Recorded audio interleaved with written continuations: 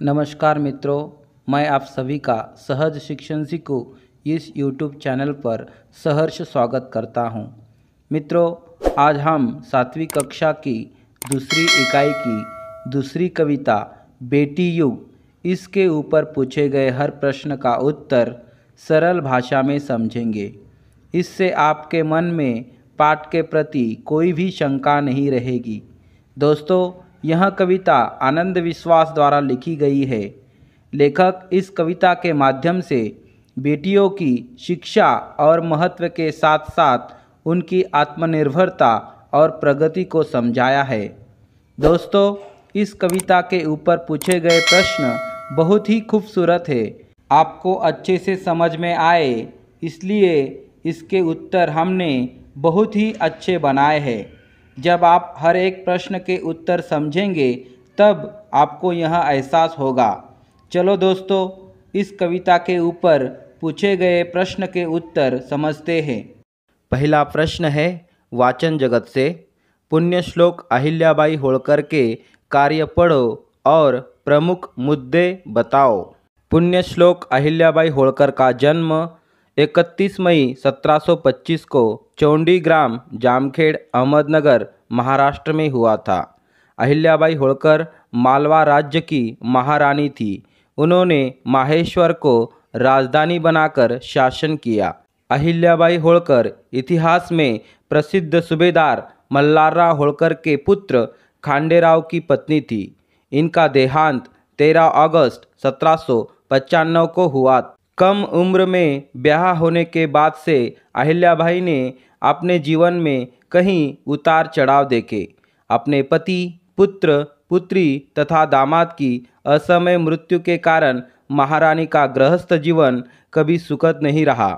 इसके बावजूद उन्होंने समाज के लिए जो कार्य किए हैं वे अत्यंत सराहनीय है।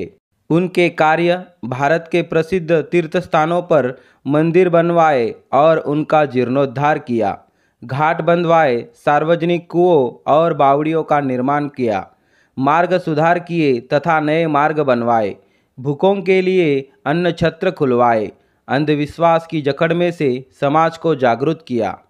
अगला प्रश्न, मैंने यह समझा।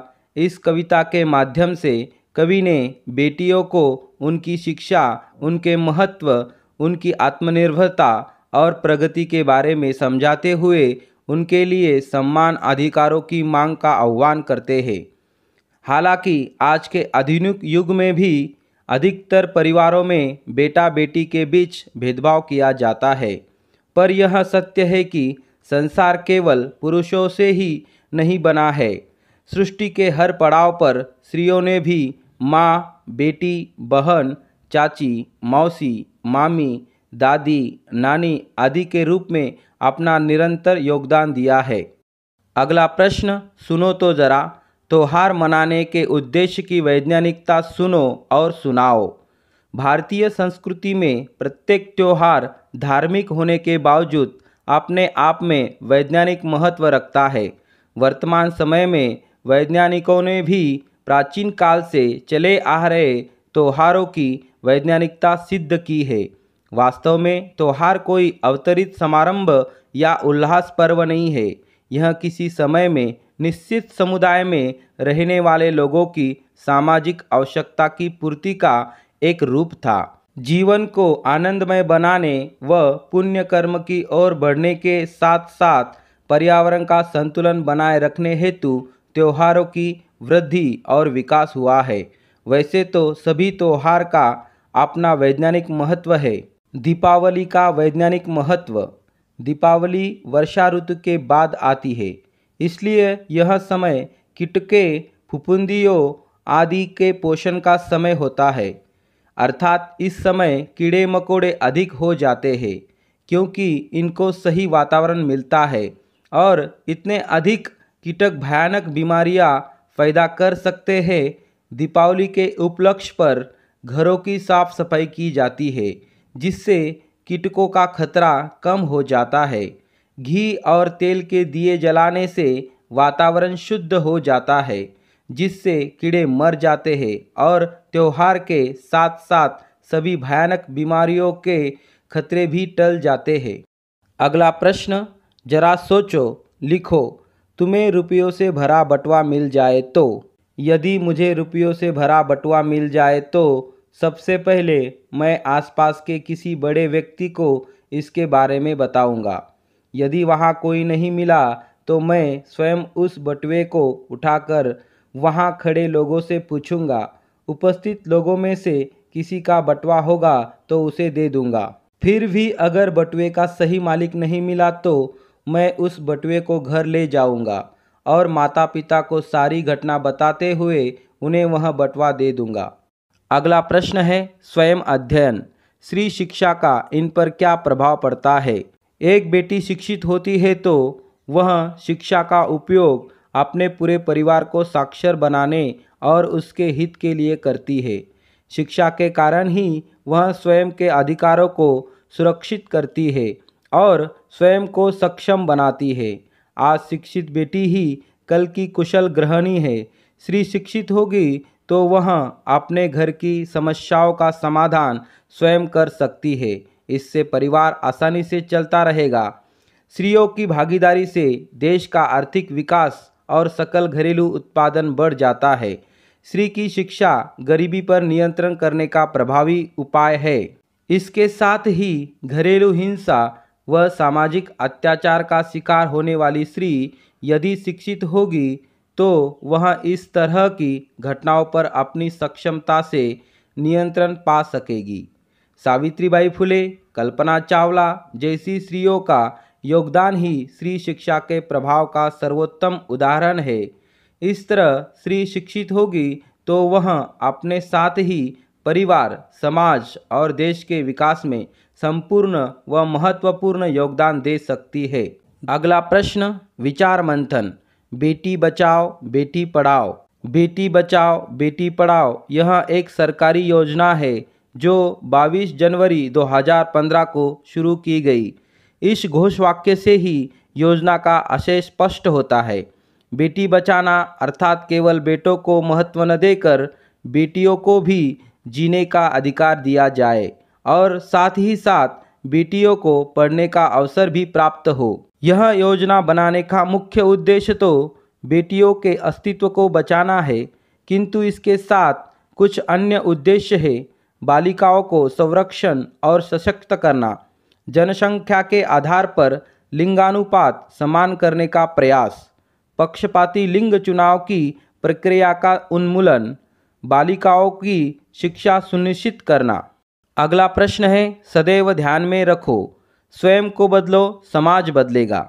दोस्तों, अगर आपको समाज बदलना है तो आपको स्वयं में बदलाव लाना पड़ेगा। आपको सत्य की राह पर चलना पड़ेगा। चाहे खराब से खराब परिस्थिति आ जाए तो भी झूठ का सहारा नहीं लेना होगा, तभी आप समाज को बदल पाओगे। इसलिए स्वयं को बदलो, समाज बदलेगा। अगला प्रश्न है, कविता की पंक्तियाँ पूरी करो। इसमें से क, बेटी युग में बेटा बेटी सभी पढ़ेंगे सभी बढ़ेंगे, फौलादी ले नेक इरादे खुद अपना इतिहास गढ़ेंगे। अगला प्रश्न ख, बेटी युग सम्मान पर्व है, पुण्य पर्व है, ज्ञान पर्व है, सब सबका सम्मान करे तो जन जन का उत्थान पर्व है। अगला प्रश्न, जानकारी लिखो। इसमें से च, बेटी पर्व। बेटी पर्व अर्थात बेटियों का सम्मान पर्व समाज में बेटियों के प्रति नकारात्मक विचारों को खत्म करने का प्रयास ही बेटी पर्व है। आज भी समाज के शिक्षित अशिक्षित सभी वर्गों द्वारा बेटे और बेटियों में भेदभाव किया जाता है। बेटी की इच्छा रखने वाले बेटियों को जन्म लेने से पूर्व ही मार देते हैं। यदि बेटी ने जन्म ले भी लिया तो मृत्यु तक उसके साथ भेदभाव चलता रहता है। कभी खान पान की वस्तुओं में भेदभाव तो कभी नौकरी व्यवसाय में भेदभाव। इस तरह की कई समस्याओं का समाधान करने के लिए वह समाज के लोगों में बेटा बेटी के प्रति एक दृष्टिकोण विकसित करने का प्रयास ही बेटी पर्व है। अगला प्रश्न 6, शिक्षामय विश्व। शिक्षामय विश्व का मतलब है पूरे विश्व को शिक्षित होना। संपूर्ण विश्व में शिक्षा का प्रचार प्रसार होने पर उसका परिणाम भी सकारात्मक होगा। हम विश्व को तभी शिक्षित कह सकते हैं जब विश्व का प्रत्येक नागरिक शिक्षित होगा। केवल लड़कों को शिक्षित करने पर भविष्य में पुरुष समुदाय ही शिक्षित रहेगा, जबकि विश्व की आधी आबादी महिलाओं की और लड़कियों की है। अंततः विश्व की आधी आबादी के अशिक्षित होने से उनकी ऊर्जा का उपयोग सकारात्मक दिशा में नहीं किया जा सकेगा। इसी दूरगामी संकट से निजात पाने और वैश्विक विकास की गति तीव्र करने के लिए संपूर्ण विश्व शिक्षा का महत्व स्वीकार कर रहा है। संपूर्ण विश्व अब शिक्षामय विश्व और बढ़ रहा है। अगला प्रश्न भाषा की ओर।